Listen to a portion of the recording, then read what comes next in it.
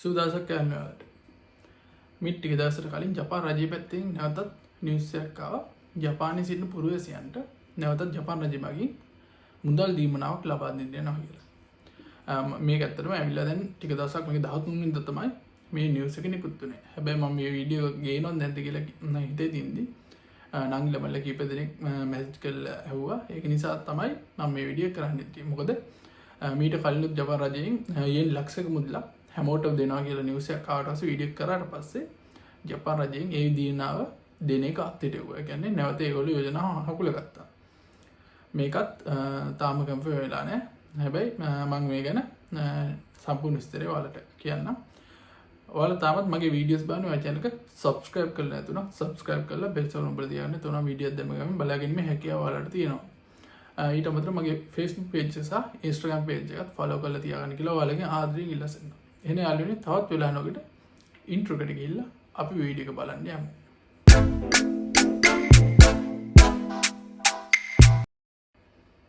ජපාන් රජය මගින් නැවතත් ජපානීන පුරවැසියන්ට ඒ කියන්නේ ජූම් තෝල් කරපු අයට ඒ කියන්නේ ලියාපදිංචිය තහවුරු කරපු අයට ජපාන් රජය මගින් නැවතත් මුදල් දීමනාවක් දෙන්න බලාපොරොත්තු වෙමින් ඉන්නවා.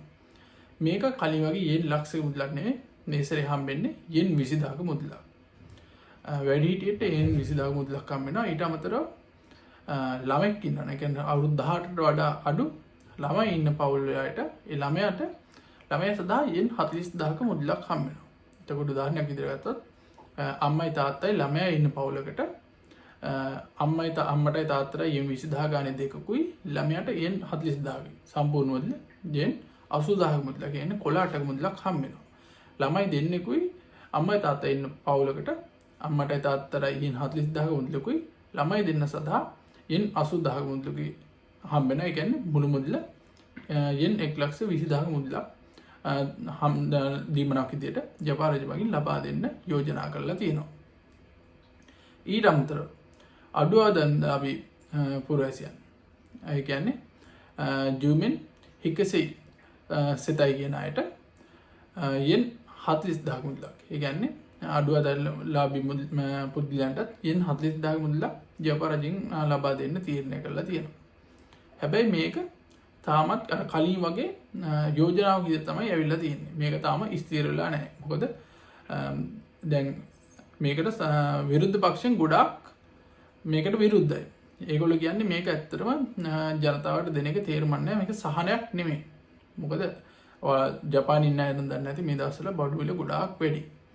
ඒක නිසා ජපානයේ ඉන්න මිනිස්සුන්ට ගොඩක් ඒක ටිකක් තදට දැනනවා. ඒක නිසා ඒගොල්ලෝ කියන්නේ මේ යෙන් 20000ක් සල්ලි දෙන එක තේරුම් නැහැ. මේක කන්සියුමර් ටැක්ස් එකෙන් අඩු කරන්න එහෙම නැත්නම් මේ කන්සියුමර් ටැක්ස් එක 0 කරන්න කියලා තමයි විරුද්ධ පක්ෂයෙන් කියන්නේ. හැබැයි රජයෙන් ඒකට හොද පිළිතුරක් හම්බෙන්නේ නැහැ. රජයෙන් කියන්නේ ඒක කරන්න බෑ. මේ වෙලාවේ කරන්න පුළුවන් මේ දීමනාවක් විදිහට මේක ලබා දෙන එක විතරයි කියලා.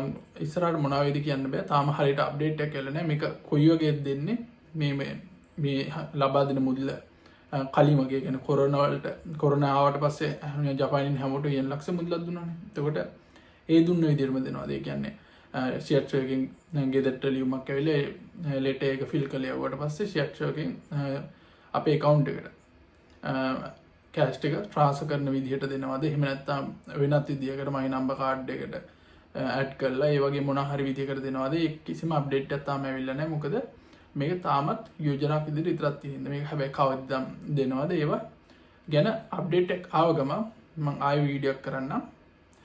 මීට අමතරව ඔයාලා ප්‍රශ්න ගැටලු තියෙනවා නම් කමෙන්ට් සෙක්ෂන් එකට දාන්න. ඊට අමතරව වෙන මොනවා හරි දේවල් කියනවා නම් මගේ Facebook page එකට හෝ Instagram එකට උන් කරන්න. ඒ නේ යාළුවනේ තවත් මේ වගේ වීඩියෝ හම්බෙන්න බලාපොරොත්තු වෙන අදටම සමු ගන්නවා. ඔයාලට සුබ දවසක්.